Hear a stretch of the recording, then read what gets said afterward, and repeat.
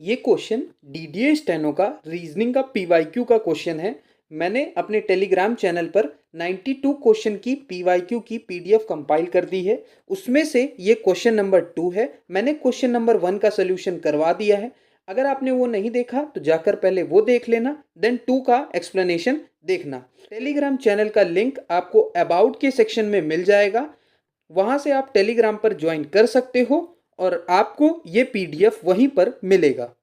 अब हम बात करते हैं इस क्वेश्चन के सॉल्यूशन के बारे में। तो देखो, ये क्वेश्चन जो है हो सकता हो आप सॉल्व कर लो, लेकिन मैं कोशिश करूंगा कि आप इस क्वेश्चन को कैसे जल्दी सॉल्व कर सकते हो वो बताऊं। अब मैंने प्रीवियस क्वेश्चन में भी आपको ये बताया था कि जब भी आपको इस तरह के लेटर वाले क्वेश्चंस मिलेंगे तो पहली चीज आपको ए टू जेड सारे अल्फाबेट्स के वैल्यू पता होना चाहिए, प्लेस वैल्यू कि कौन सी प्लेस पे आता है। दूसरा चीज कि ए टू जेड आपको अपोजिट पता होना चाहिए, कौन किसका अपोजिट है।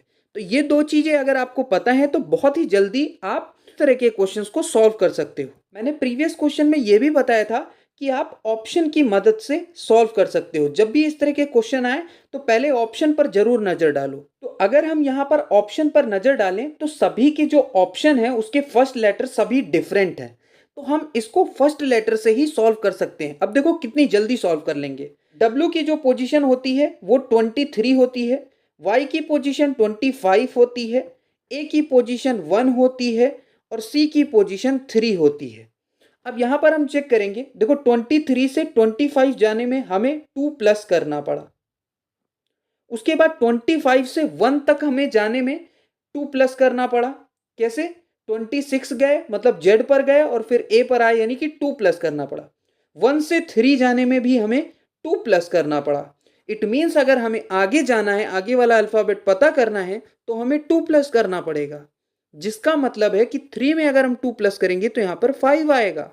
और 5 आने का क्या मतलब है? 5 पर कौन सा लेटर आता है? ई। अब चेक करो ऑप्शन में कौन सा ई है। अब यहां पर देखो ऑप्शन में दो ऐसे ऑप्शन हैं जो ई से स्टार्ट हैं। तो मैंने प्रीवियस में यह भी बताया था कि हो सकता हो आपको दो ऑप्शन ऐसे सेम मिल जाएं जो सेम से ही स्टार्ट हो। तो अब हमें दूसरे पर काम करना पड़ेगा, सेकेंड लेटर पे। तो अब हम अगर सेकेंड लेटर की बात करें तो सेकेंड लेटर के की पोजीशन क्या है? 11। ओ कितने पर आता है? 15 पर। एस कितने पर आता है? 19 पर। और डब्ल्यू कितने पर आता है? 23 पर। तो यहां पर आप देख रहे होंगे 11 से 15 जाने में हमें +4 करना पड़ रहा है, 15 से 19 जाने में भी हमें +4 करना पड़ रहा है और 19 से 23 जाने में भी हमें +4 करना पड़ रहा है। तो 23 से आगे जाएंगे तब भी हमें +4 करना पड़ेगा। अब 23 + 4 27, मतलब 26 के जस्ट बाद वाला लेटर यानी कि ए। तो अब हमें ऑप्शन में चेक करना है किसमें ई ए है। तो जिसमें भी ई ए दिख गया वही करेक्ट आंसर है। तो देखिए मैं आपको एक्सप्लेन कर रहा हूं इसलिए मुझे टाइम लग रहा है, लेकिन अगर मैं इसको सॉल्व करूंगा एग्जाम में तो 30 सेकेंड से भी कम में ये क्वेश्चन सॉल्व हो जाएगा।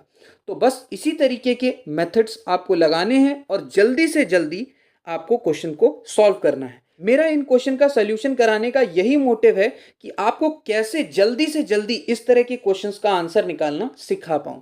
आई होप आपको समझ में आ गया होगा। तो ये था क्वेश्चन नंबर 2 का एक्सप्लेनेशन। अब आगे की वीडियो में हम क्वेश्चन नंबर 3 का एक्सप्लेनेशन देखेंगे।